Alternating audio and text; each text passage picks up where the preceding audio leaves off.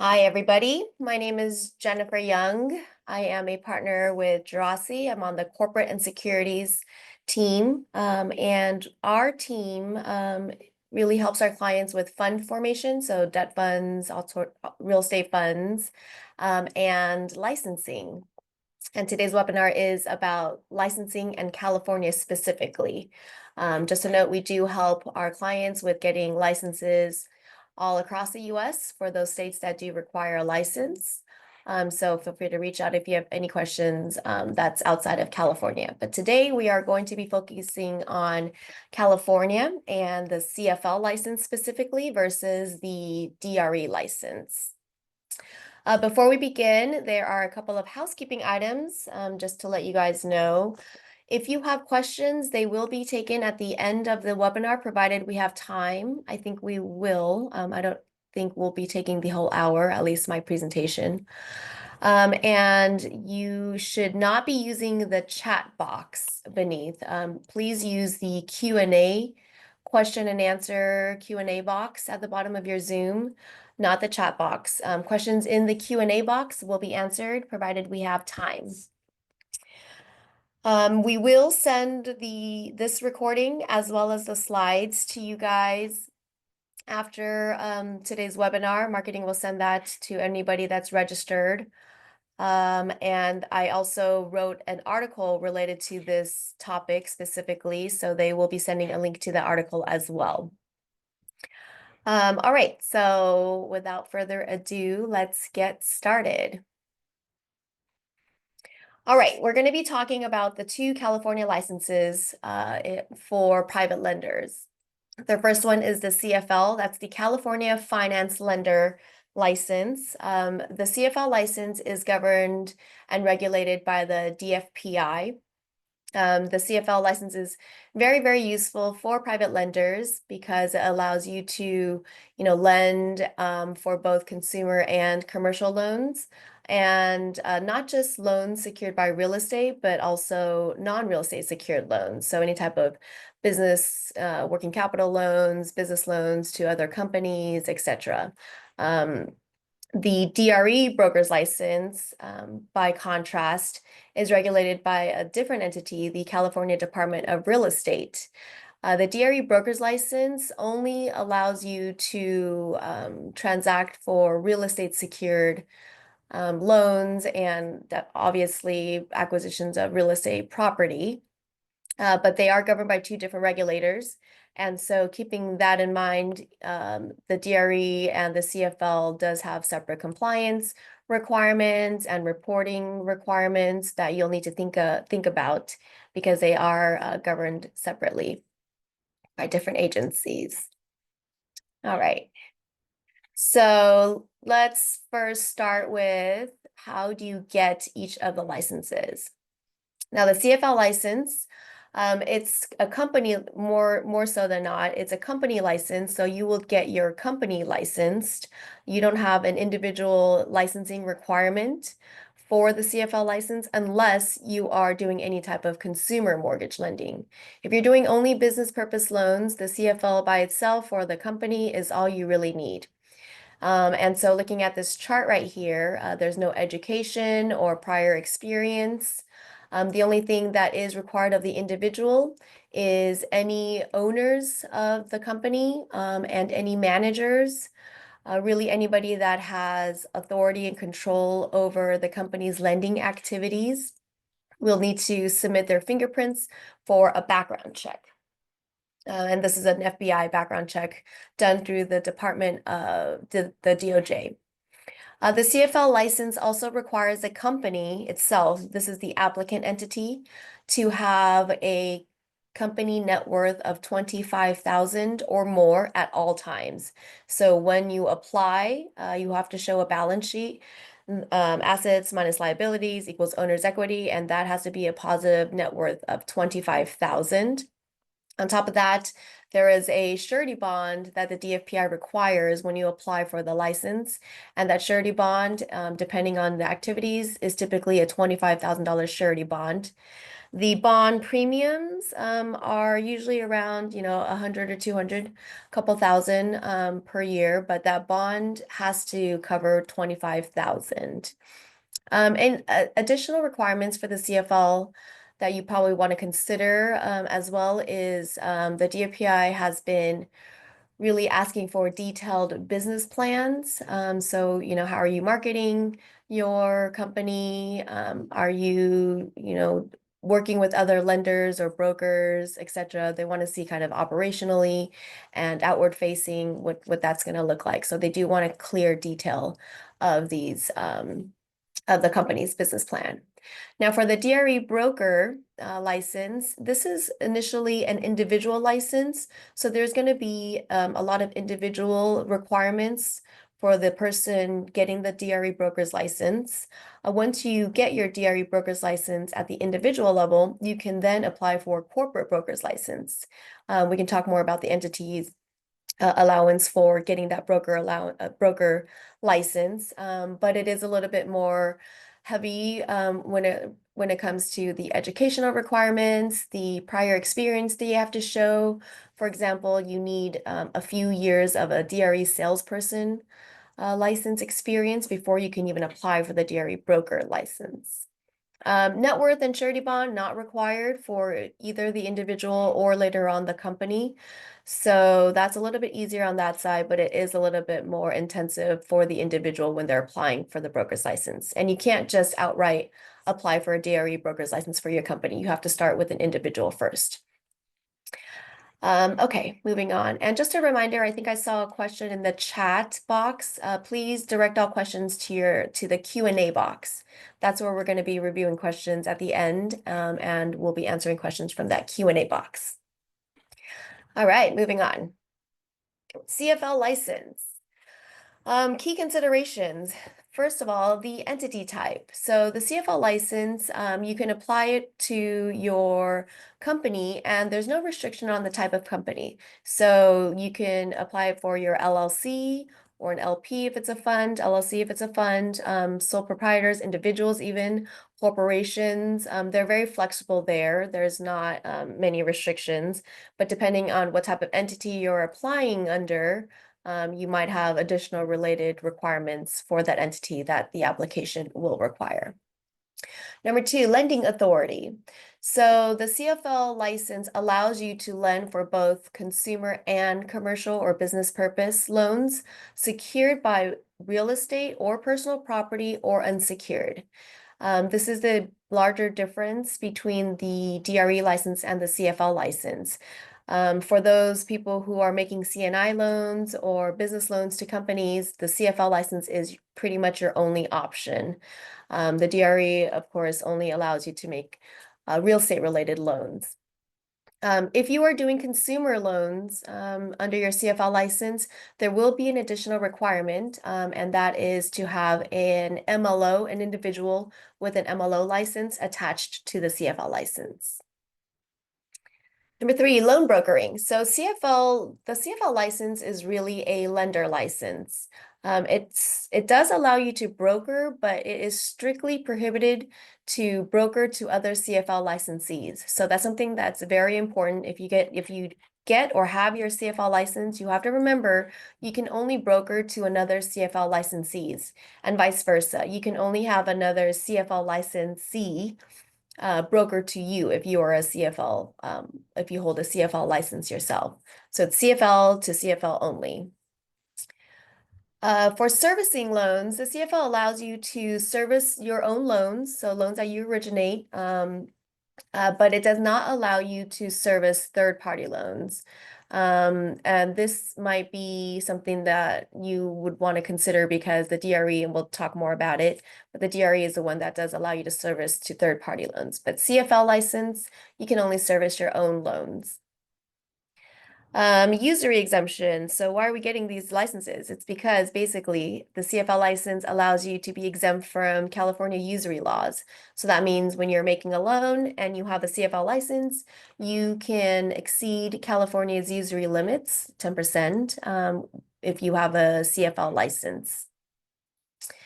And the last thing is limitations on loan sales. So technically, the CFL license doesn't restrict you from selling loans, but you have to consider when you sell 8 or more loans, that would be considered DRE brokering activities. And so once you hit 8 loans or more, and you're selling these loans to third parties, that would kind of trigger um, the DRE to look at you and say, hey, you're kind of acting as a DRE broker and you need a license because now you've sold 8 or more loans. And to do so, you need a DRE broker's license. So if you keep it under 7, you're not technically violating that, but for compliance purposes, keep in mind 8 or more loan sales in a year. You need to think about getting a DRE broker's license or having those loans arranged by a DRE broker. All right, the DRE broker's license. So the entity type, it's really weird and a little bit archaic, but right now the DRE is only allowing your personal individual DRE broker's license to be attached to a corporation. So that means once you get your DRE broker's license, you can't apply for a corporate broker's license if your entity is an LLC. You can only apply for that corporate broker's license by setting up a corporation as an entity. And that's the only way that you can get a corporate broker's license. Hopefully that'll change, but right now, that is the rule. And so if you're thinking about setting up an LLC and you want to attach your corporate broker's license, that's not going to be possible. Loan originations. So the DRE, strictly related to real estate, you can only do real estate type deals, real estate acquisitions and real estate related loans. So that's loans secured by any type of real property. You are not going to be able to work on any other types of deals, loans secured by working capital, loans secured by equipment or accounts receivable or something like that. It has to be real estate related. For loan brokering, the DRE is really flexible, and this is one of those things where people use a DRE broker to broker to unlicensed lenders, right? Because a DRE broker's license will allow you to broker a loan to an unlicensed entity or individual who does not have a CFL, who does not have, a license in California to make a loan.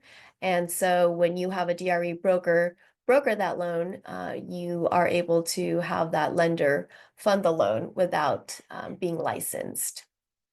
Loan servicing is something that a lot of people get the DRE license for because the DRE broker's license does allow you to service all third-party loans. So not just your own, any other entity, any other lender's loans. If they need, you can provide that loan servicing to them.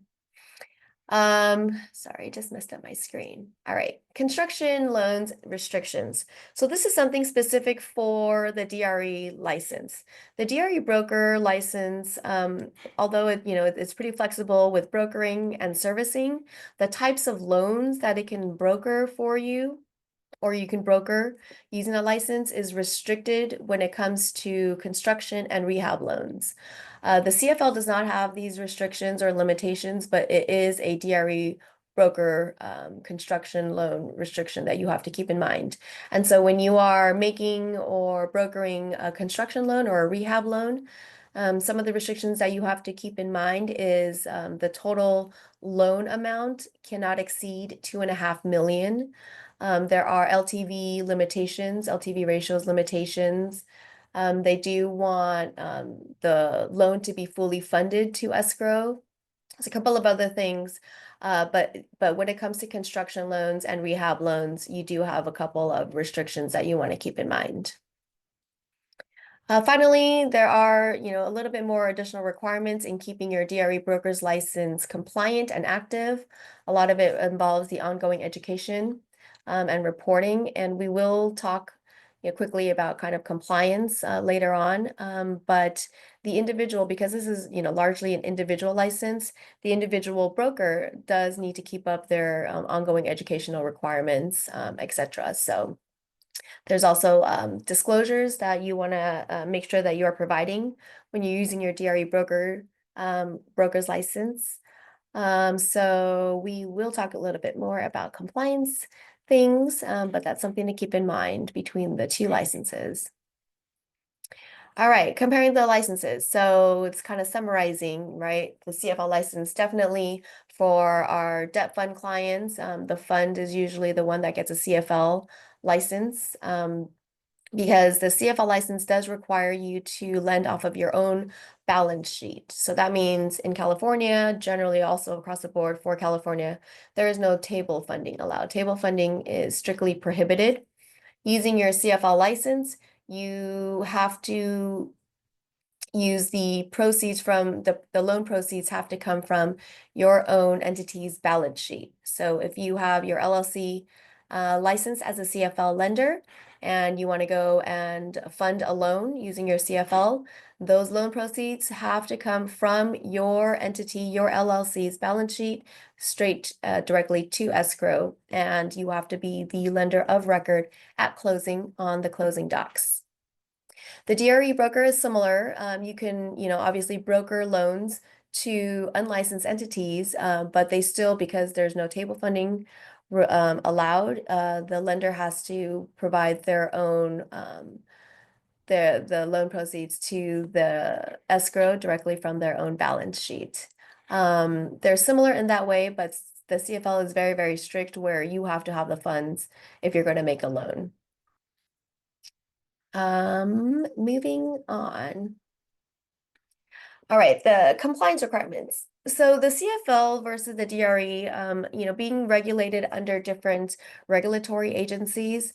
Historically, the DRE is a little bit more difficult to work with. They do, come and audit quite more frequently, and they're a little bit harder to work with. The CFL regulated under the DFPI, they're not as bad. I mean, the harder part is probably the application process, which, by the way, is taking about 10 to 12 months right now from the submission of the application. The DFPI is just completely short-staffed, and they've had a huge personnel turnover in the past year. And so the license applications are moving pretty slow. But once you get the license, it is a lot easier to deal with them.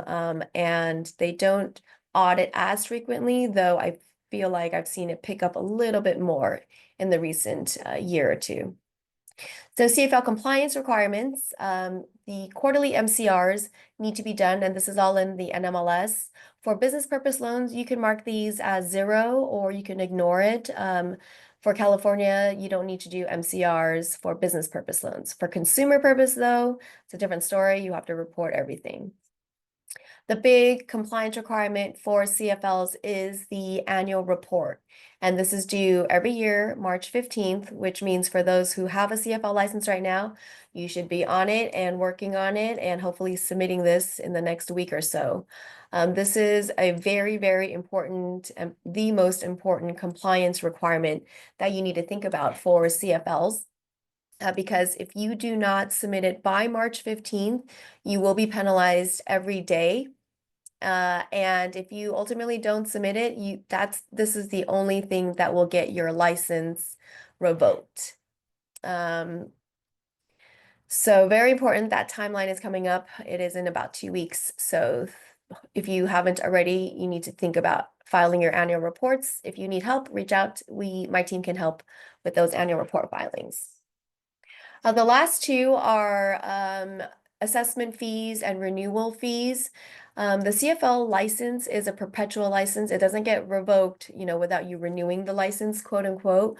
The only way to really get it revoked is not filing the annual report. So the assessment fee, the CFL assessment fee, it's due by the end of the year. at the around the end of the year, and it's based on the prior year's CFL activity. So really what's reported in your annual report.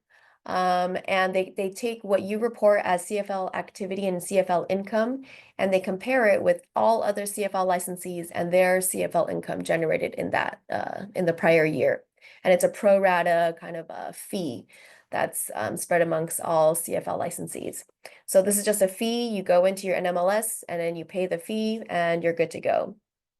The last thing is an NMLS renewal. I don't know that this really applies to CFL licensees per se, but it is something that is required because a CFL license is on in NMLS. And so you have to pay your NMLS renewal fee every year. And this is just really a fee for NMLS to use their platform and have them store your information and store your documents. The DRE broker requirements are a little bit more hefty. And the first thing that's important for our lenders is that if you are a DRE broker and you meet the threshold broker requirements, you need to file a notification, and that notification has to be within 30 days of meeting that threshold requirement. 2, 3, and 4, quarterly trust fund status, annual trust account review, and annual business activity review. This is for all DRE brokers licenses. This is just kind of quarterly and annual reports that you have to do to maintain your DRE broker license, regardless of whether or not you've met that threshold. All right. So choosing the right license. The first thing that we want to kind of consider is the business model, right? What type of lending are you doing? What's the activities that's going on for your company or for your fund, right? Do you intend to make only real estate secured loans, or are you also, thinking about providing business loans to other companies? And if so, right, the CFL license would allow you to do that, whereas the DRE broker's license is only limited to real estate related transactions. Target market. So you want to evaluate your borrowers and the types of loans you'll be originating. Sometimes with the DRE broker's license, you do have a little bit more flexibility in who you can broker loans to. Keep in mind, remember the CFL only allows you to broker to other CFL licensees. So these are, these are lenders who are kind of in the business and providing loans regularly. For DRE brokers, you can broker to individuals, high net worth, trust deed investors, multi-lenders without issue, but you wouldn't be able to do that with a CFL license. Compliance requirements, we kind of just went over, there's compliance requirements on both licenses, obviously. The DRE does require a little bit more heavier quarterly reporting, whereas the CFL is a very, very important annual report that you will have to do. The last one is financial resources. So do you meet financial requirements? Oops, sorry. Do you meet the financial requirements that are required, right? So for CFL license, can you show a minimum net worth of 25,000 for your company, for your CFL licensee? Are you able to maintain that bond? For the CFL license, if you are applying for a consumer lending activities, you will need to show 250,000 as a company minimum company net worth.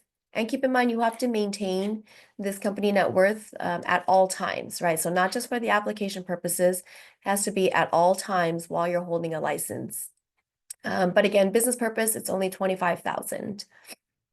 And then bond considerations, it's pretty negligible, but it is something that you want to consider as part of out-of-pocket expenses and fees to maintain a CFL license. The DRE, again, does not have this requirement. And so really depending on, what you're intending to use the license for, what is your business strategy? The two licenses are always good together. I always encourage, if you're going to be especially servicing third-party loans, maybe consider DRE broker's license as well.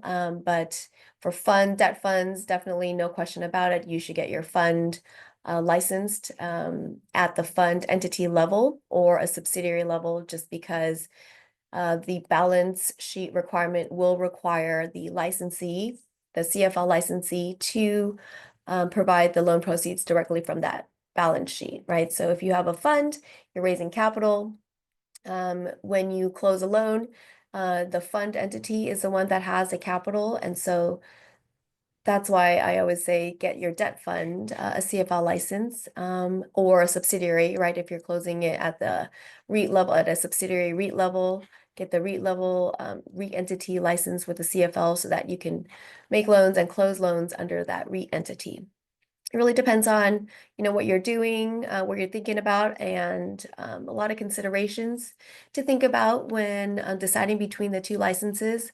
And ultimately, it is never a bad idea to have both, although it is a little bit restrictive to get the DRE broker's license because of the individual requirements there. All right, so it is nuanced. There's a lot of little moving parts to think about. You definitely want to speak with somebody who is well-versed and has expertise in this area. There are a lot of things to consider. So if you guys have any questions, you definitely want to reach out to somebody who is very knowledgeable in the California lending licenses, especially the differences, pros and cons between the CFL license and the DRE broker's license. And we made it to the end of the presentation. So with that, I'm going to open up our chat and see if we have any questions. Bear with me. And just a reminder, please put all the questions that you guys have in the Q&A box, not in the chat box. I misspoke. All right, so let me open this up.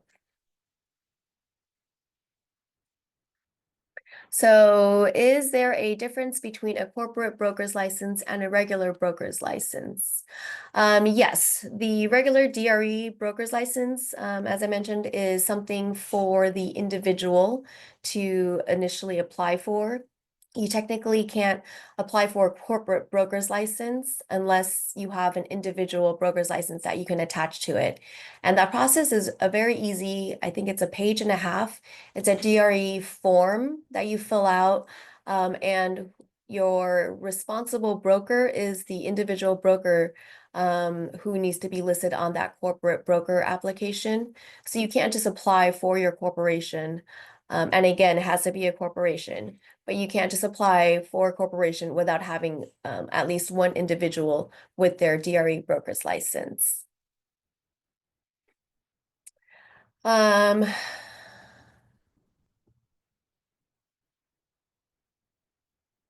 DFPI now seems to want a CCPL commercial financing annual report through DFPI service. How does this differ from CFL annual report? All right, so the question, and I don't know if I would be able to answer this, but the question is the DFPI now seems to want a CCFPL commercial financing annual report through the DFPI self portal. The DFPI self portal is kind of where you go for the annual reports. How does this differ than the annual report? So this is a commercial financing report. It might not apply to all CFL licensees, but the CFL annual report definitely does. And the CFL annual report is really kind of, where you provide a loan tape, where you confirm if there's any changes to the licensing structure, management structure, ownership of the company, and, main contact information. But predominantly they really want to look at the CFL lending activity and the loans that were made. And this does apply to all CFL licensees. The CCFPL commercial financing report might not apply to every single CFL licensee. So it depends on whether or not you have to file this annual report. I'm happy to take a closer look into what the requirements are for those who need to fill this out, but I don't know this off the top of my head. Um, does your company do the reporting for DRE and CFL? Yes, so we do reporting for CFL, including the quarterly MCRs if needed, and definitely the annual reports. If that's something that you need help with right now, please reach out sooner than later because our fees are tiered for the annual report. And the longer you wait, meaning the more we have to rush when we're filing this report for you, the higher your fee is going to be. But we're happy to help with your CFL annual report if you need. Feel free to reach out to me directly. The DRE reporting, though, is not something that we can help with because a lot of it is individual educational requirements that need to be done. So on the DRE side, not so much. CFLs, yes, definitely. Do you recommend that a licensed CFL lender also obtain a corporate broker's license to handle all types of lending and scenarios? If so, do we just list and disclose both licenses on everything? Yeah, this is a good question. So I do like having, especially for people who are doing kind of the third party servicing, um, to get both licenses.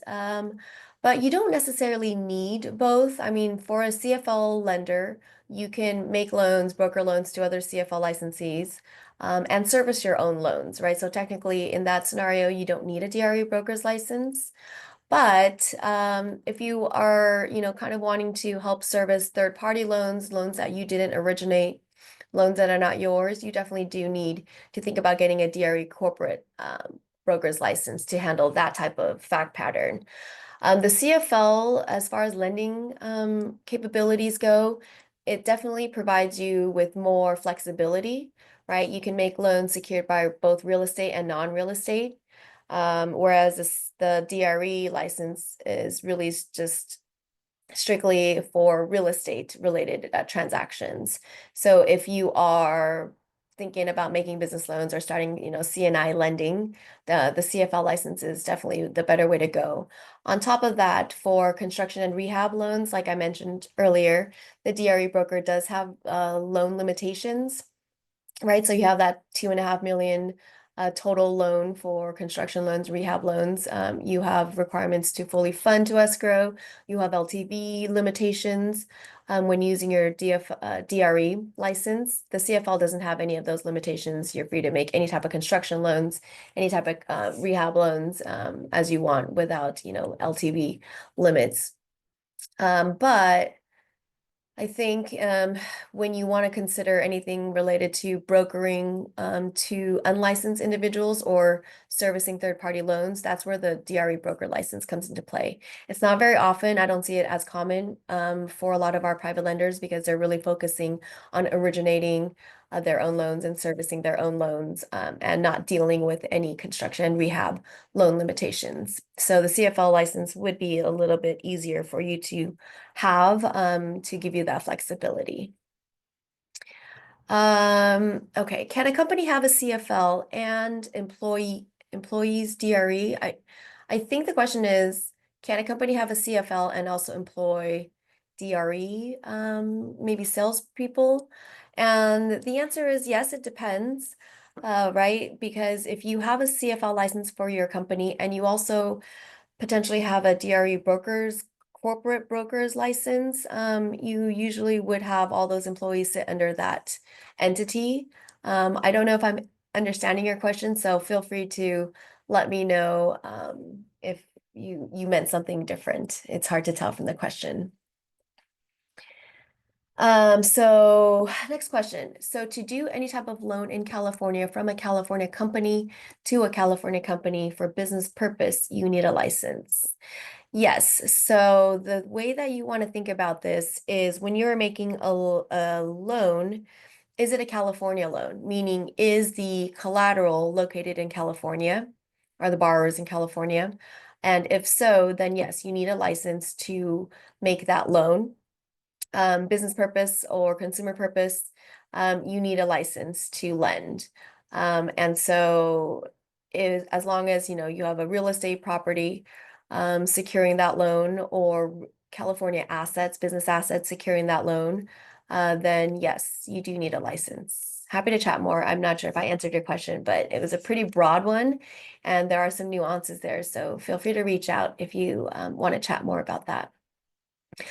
What is the process for applying for other state CFL licenses?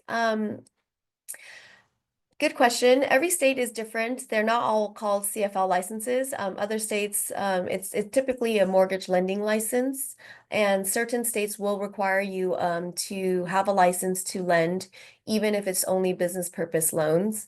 And how long is the procedure? None of them are as long as California. The California 10 to 12 month window is just insane to me. But the other states, their lending license application process, I would probably budget around 3 months or so. We've been, getting licenses approved between 2 and 4 months, depending on the state. Feel free to reach out to me directly for the state or states that you're thinking about. Different states also require different documents. They probably want to, they sometimes have state specific documents. They sometimes have a brick and mortar requirement. So you have to have an office in that state or a qualified individual residing in that state for that specific state license. So it depends on the state. But I'm happy to go into further details with you about that.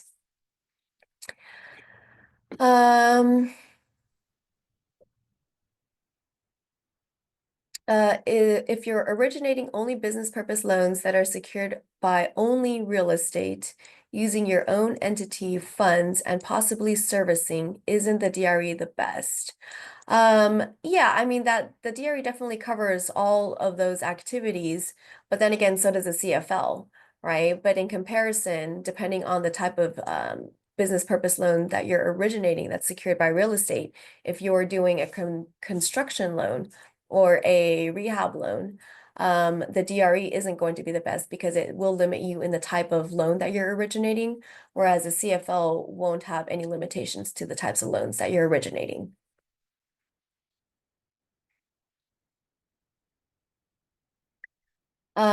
Okay, would the usury exemption apply to companies that have a licensed DRE broker working there? Or would the company need to get a corporate broker's license so that the usury exemption applies? So the usury exemption applies when you have a license, right? And so either the company corporate DRE broker's license or the individual DRE broker's license, if you attach one of that license and have that license arrange or broker that loan, then it is exempt from usury. It doesn't just apply and like blanket cover everything. It has to be loan specific, and then you have to have that CFL or DRE broker license listed for the usury exemption to apply.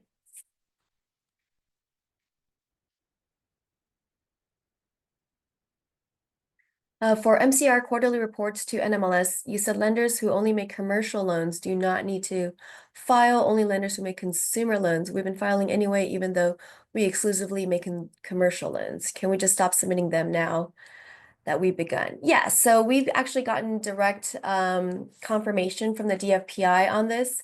You can go in and put in zeros in your MCRs and it'll be fine. Or they've told us that we can just ignore it and it won't hinder the license. It'll just stay on your NMLS account and it'll show that you haven't filed the MCRs. Because keep in mind, the NMLS is separate than the DFPI and the CFL license, right? The license is on the NMLS and NMLS is just a platform.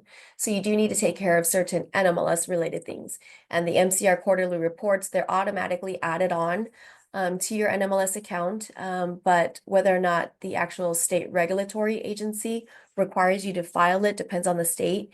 And for California, for business purpose loans, they've told us, no, you don't need to do any filings, or if you want to get rid of it, you can go in and just put zero for business purpose loans. What would the benefits be of having both CFL and DRE brokers licenses and cons? Yeah, so pros, you have the capability of both licenses, right? Because a CFL restricts you from servicing your own loans. If you have a DRE broker's license, you can service a third party loan, right? So that's a pro to having both. If you want to make, certain construction loans, you would lean towards your CFL license side, because they wouldn't have any restrictions on those construction rehab loans, whereas the DRE broker's license will. If you want to broker to an unlicensed entity, the DRE broker will allow you to do that. But the cons, would be additional compliance requirements because now you have two licenses that you are maintaining and keeping compliant. So there's going to be additional reporting on both sides that's going to need to be done.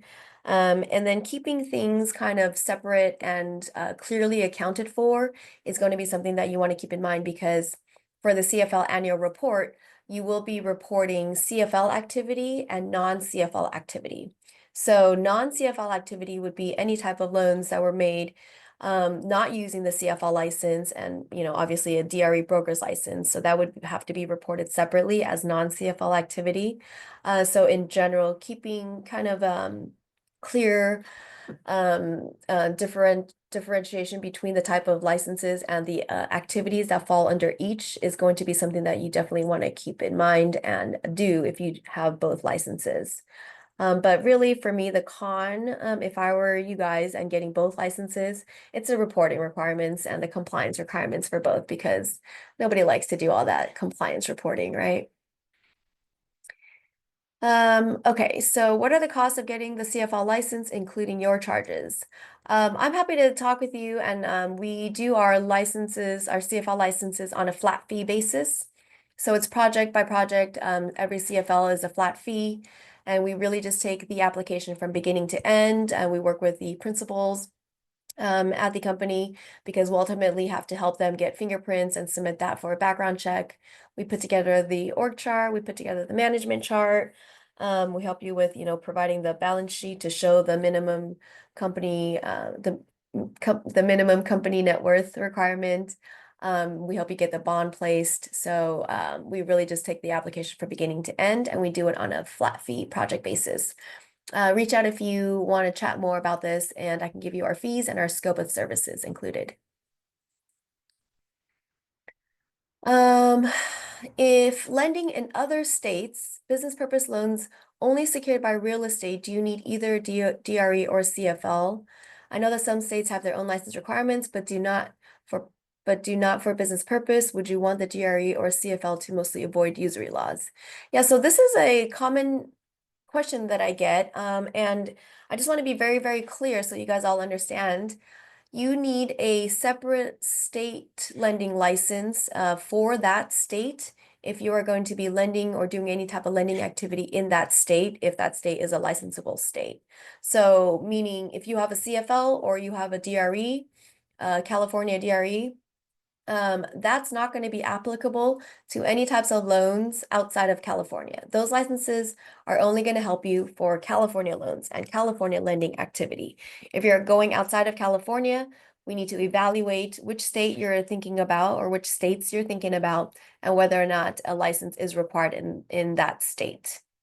Happy to chat more if you want to kind of dive into specific states and we can go through that evaluation together.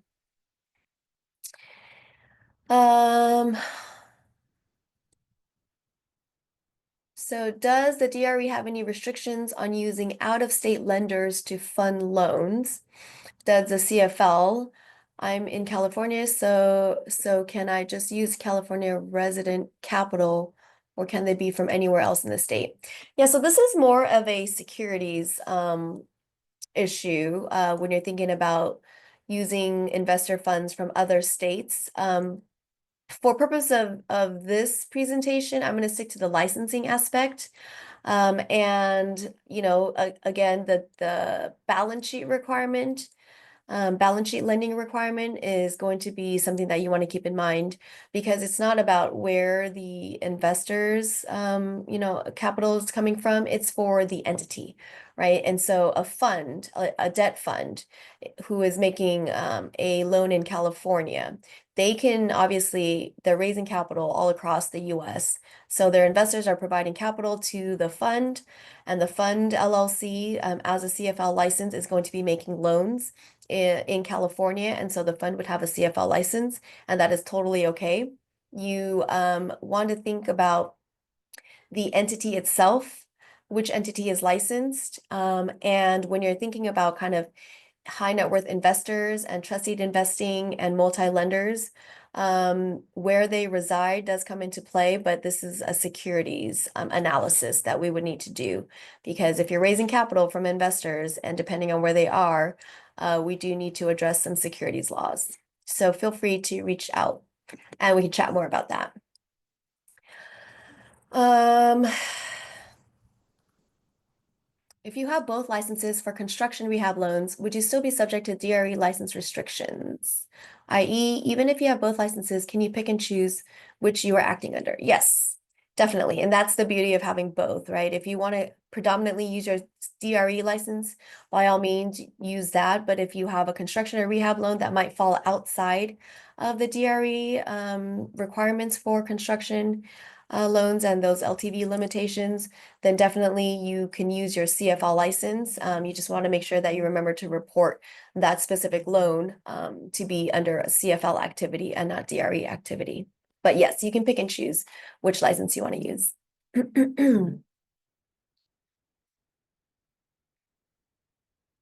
Okay. Um,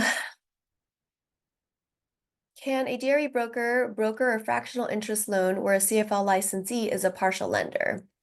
Yeah, you definitely can. Part of the DRE broker capabilities is to broker these multi-lender, multi-Benny co-lender scenario fact patterns, right? The thing that you want to keep in mind is whether or not, you have just the two lenders on the loan.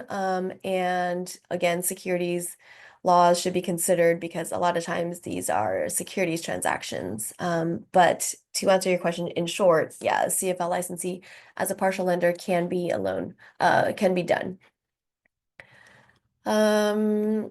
For a CFL lender to do loan originators have to be W-2 employees. So this question depends, the answer to this question depends on the type of CFL activity, right? If you have consumer activity, all of your individuals who are talking to borrowers, who are taking in applications, who are negotiating loan terms, they all have to have their MLO license, right, for consumer loans. And there's not a requirement per se for W-2 employees. But I think when you think about it as a whole for the company, a lot of times the W-2 or independent contractor status works, but they have to have an MLO license attached to the CFL. For business purpose lending, you don't need to have any originators with their MLO license. And even for our funds, our debt funds who have a CFL license, there's no employee sitting at the fund entity level, right? And so a lot of times the origination comes from the fund manager side, who's acting as an agent for the CFL lender, the fund that they're managing. But as a W-2 employee, I don't believe that that's required in either scenario, but you might have to have it required for MLO. I'll double check with you on that for you, but reach out and I'll get you a confirmation on W-2 employee status. Does DRE have restrictions on using out-of-state lenders to fund loans? Does the CFL? I'm in California. Oh, I think I just answered this. Um,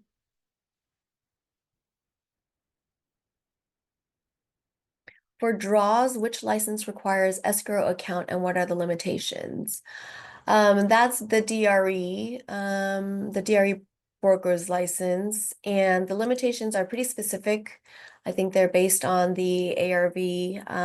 I don't know them off the top of my head, but if you reach out, I can see if I can find that for you. But it's a DRE broker's license that has limitations. Can you originate the loan under the CFL license and then sell the loan to a private investor under the DRE license? Yes, you can do that. I mean, best practice is always to have any loan sales arranged by a DRE license, because once you hit 8 or more, you will be required to have a DRE license, a DRE broker's license, because selling 8 or more loans per year is considered DRE brokering activity for which you need to be licensed. Okay, a few more. Oh, hold on. With CFL license only doing business purpose commercial, do we need to file annual mortgage call report that includes the financial condition reporting? I've I know the answer to this, but I don't know it off the top of my head. I want to say we were recently told that we do for the annual MCR, but let me check with you. Can you email me after this and I'll get that answer to you?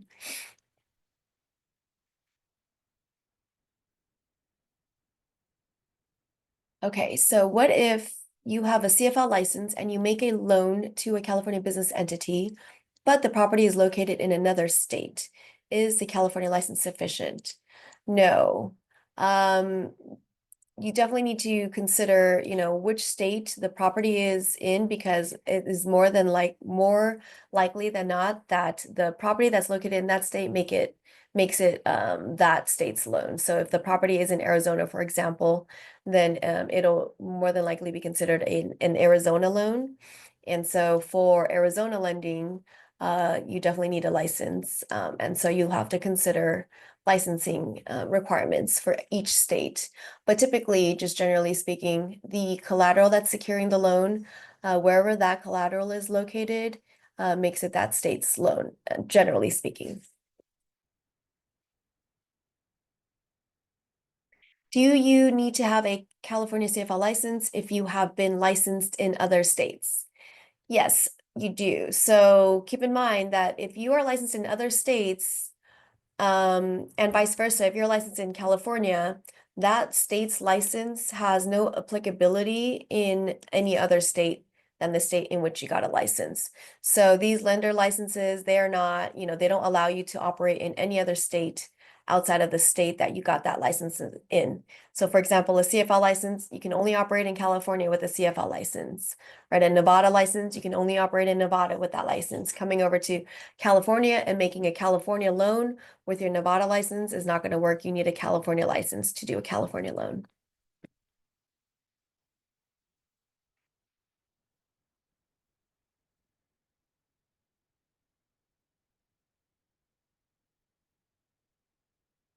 Apply to private lender loans.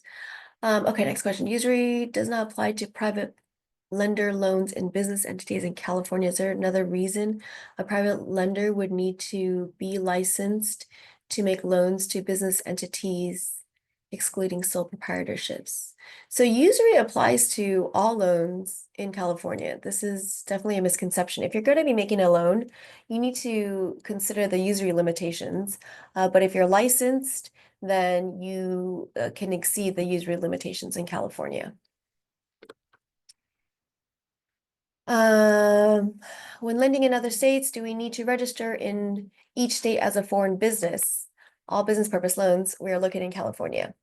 Yeah, so depending on the state, you often do need to foreign register in that state to lend. If it's a licensing state and you are applying for a license in that state, so for example, Utah, you want to lend in Utah, you likely will need to register in Utah as a foreign entity doing business in Utah.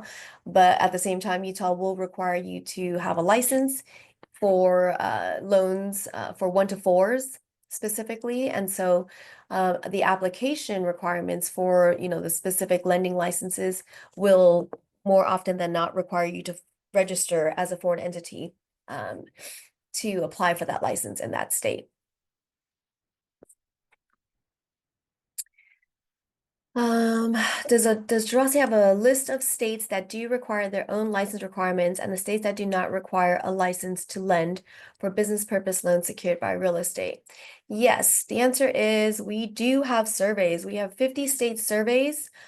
We have two versions for licensing, we have two versions. One is a more robust version with all the statutes and the analysis and exemptions for every state. And then we have a kind of a quick and dirty survey for all 50 states, and the survey just goes through all of the states and it lists all the types of lending activities. Are you going to be originating? Are you brokering? Are you lending? Are you servicing? And then whether or not you need to be licensed in that state. It also kind of breaks it down by yes, if it's a 1-4 only, or you only need this license if it's you're making a loan to an individual borrower versus an entity borrower. So our surveys have been really helpful and a really great resource. If you guys are interested in our surveys, feel free to reach out. I'll point you in the right direction. We do also have surveys for other types of compliance lending requirements like usury limitations for different states or prepayment penalties, late fees, those kind of considerations that you'll need to think about when you're entering into new states. We also do have like state surveys. So for the state of Arizona, for example, what is the licensing requirements? What are the usury limitations? What are the prepayment penalty or late fees that I can charge? So reach out and I can put you in touch with our banking and finance team. They are the ones that put together these licenses, and they are the ones that can give you more information on pricing for these surveys. But definitely recommend you guys to have, especially if you are going out to different and new states and you're not fully aware or might not fully know the specific lending requirements or compliance requirements that you need to know to make loans in that state. Would you be willing to speak to my community of private lenders on a particular topic? I'm happy to. Reach out to me and we can talk more about what you want me to speak on. Will the recording of this presentation be shared? Yes. The recording and the slides, I believe, will be shared. For draws, what license requires escrow account? I think I answered this. What are the limitations? This is the DRE broker's license that has limitations on construction loans and rehab loans. Reach out. I can find, I don't know off the top of my head what the LTV limitations are, but I do know that there's a 2.5 million loan cap. I know that, the construction loans have to be fully funded to escrow. There's some other limitations and requirements. So reach out and I can put you in touch with the banking and finance team who I believe has the reference sources for that. Okay. If you buy a loan from another investor who originated the loan, do you need to have a CFL license to buy the loan? Technically, to buy California loans, you don't need to be licensed, but best practice is to make sure that a DRE broker is brokering or arranging that loan sale, just to remain compliant. But technically, you don't need to have a CFL license to buy the loan. Do you have any clients that lend in states that don't require licenses in states that don't require a license for business purpose secured by real estate? Do you have any clients that lend in states? Yeah. I mean, a lot of our clients, like our 50 state survey because based on that survey and the information provided in that survey, they can quickly see which states require a license and also which states don't require a license. And so they will, some of them will only focus on those states that don't require a license for business purpose lending and only go into those states. To access these surveys that I'm talking about, reach out to me or the banking and finance team. They are the ones that will have these surveys and can help you with obtaining them. Okay, so I think I had a few more. I don't know how much time we have. Oh, I will try to answer these other questions. There's so many questions that you guys have, but I'll try to answer them maybe offline, or if you want to email me, my email is here on this slide. Feel free to email me. I can put you in touch with the banking and finance team for surveys. A lot of securities laws issues that I'm happy to chat with you guys about. It's a little bit more nuanced, but we definitely should talk through those, especially when it comes to co-lending, multi-benny types of deals in California.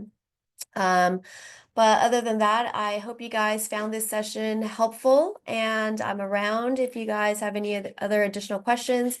Reach out to me. I'm happy to hop on a call and chat through any specific questions you guys have. Some of the questions were really specific, and I also had, I don't know, probably 20 or so questions that I did not even get to. So email me and we can go from there. I hope you guys had a very nice time listening to me answering all these questions, and I hope you guys learned a lot, and I hope to hear from you guys soon. Have a great day. I will hopefully talk to you guys soon. Thanks, everyone. Bye.